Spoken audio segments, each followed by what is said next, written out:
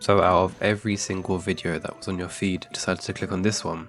And the point that I'm trying to make is that everything is pretty much a battle for your attention. What do I mean by this? So in today's world, attention is basically like a commodity, because if you think about it, every single app, website, anything digital, right, is there to pretty much buy your attention in any way, shape or form. Now when I say buy, I don't mean as in like with actual money, but with your attention instead. Do you want to know why? Because the person that makes the video or makes the app or website or platform is going to profit, or they just get more views, which is the metric for success on the internet. But the thing is, it can come at a really, really big cost even for you, because it takes you way further from yourself.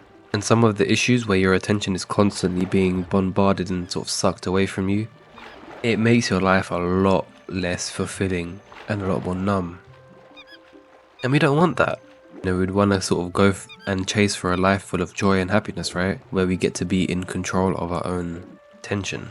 However, again, we live in the modern age, so I think the focus should really be on retrieving your attention.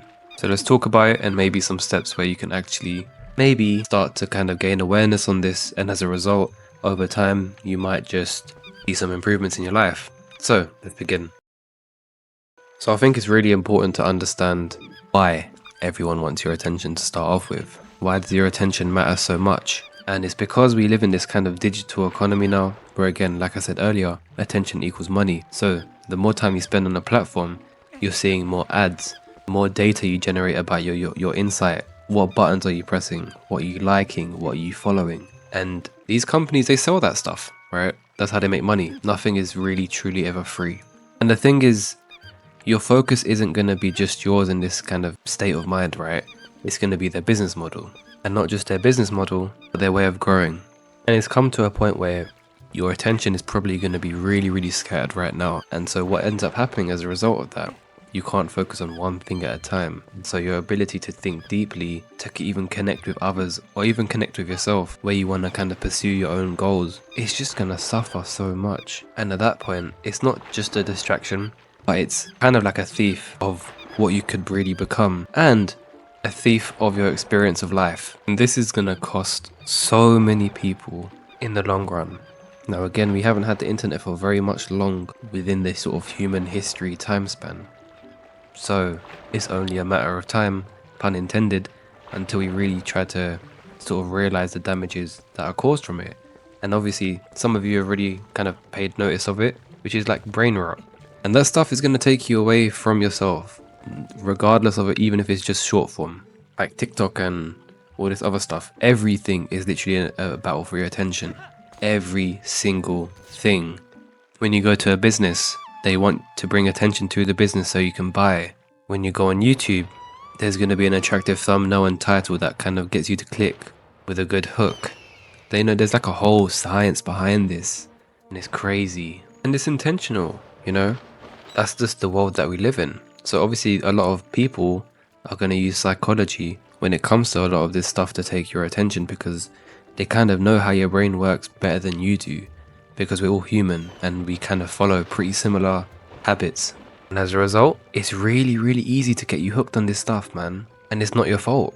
In fact, it's probably even more normal that you are addicted to this stuff than if you weren't. And that's a scary thing, because you've got endless scrolling, you've got a bunch of different like reward loops, like notifications and likes, comments, any kind of system that creates this kind of cycle of craving and reward, like a really, really fast-paced version of it where it triggers your dopamine.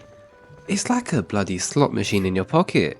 And over time, the more you use it because you're already hooked onto it, the more that it feeds the algorithm, the more it tailors to your preferences.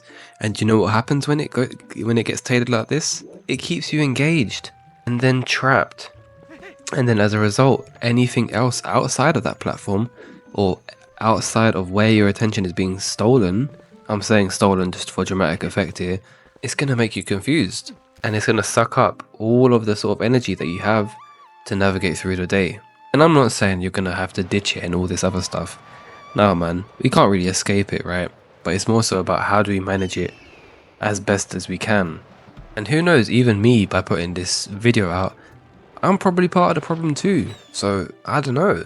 Like, have you ever had that time where maybe you've been trying to concentrate on something, or you're so locked in, like you're actually working really, really hard, and then you get that random notification where your screen just lights up and it takes you out of full focus.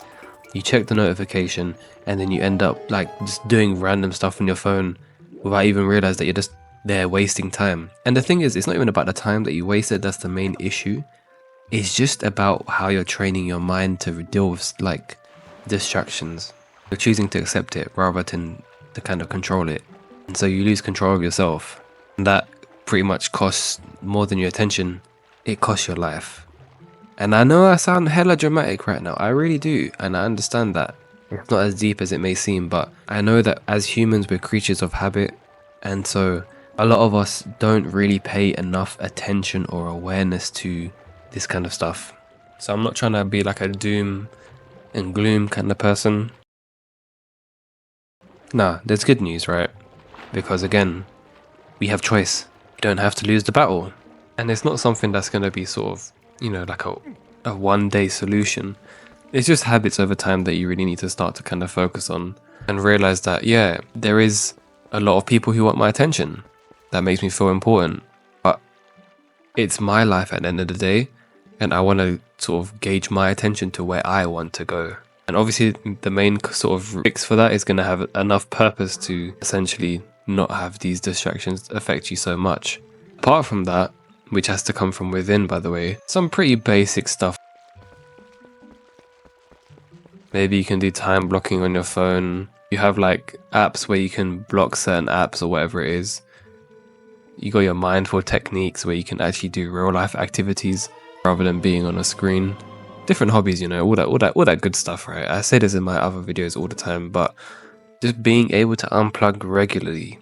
And the thing is, you've probably got yourself so stuck deep within this that it's even hard to enjoy those kind of moments because your mind is just all over the place because you're so used to feeding it into different outlets. Like, look, think of it like this, right? You're like a power bank and you're connected to so many different things at the same time. And you ain't got the capacity. Like, you might just be a 3000 milliamp power plug, but the cost of all this other stuff is like 6000. It's only just going to keep draining you even further than you can handle. I don't know. This is a bit of a random rant, if you will. A bit wishy-washy, but yeah. Your attention is the most valuable resource in the world. I mean, your thoughts are pretty much your entire reality. And as a result, your attention is, because that's what the sort of physical component is. It kind of shapes how you experience the world and who you become. So just make sure you don't let it be stolen. And if you do, create some awareness around it so that over time you can start to sort of slowly make shifts. And whatever it may be, I'm still proud of you because you're trying. Alright, it's a harsh world out there right now, especially for the next generation and even the youth right now. Kind of got the odds stacked against your favor because growing up within this kind of environment is going to produce some pretty bad results if it isn't taken care of properly. So do what you will with that, and I hope you guys found value in this. I'll see you in the next one. Peace and blessings be to you all.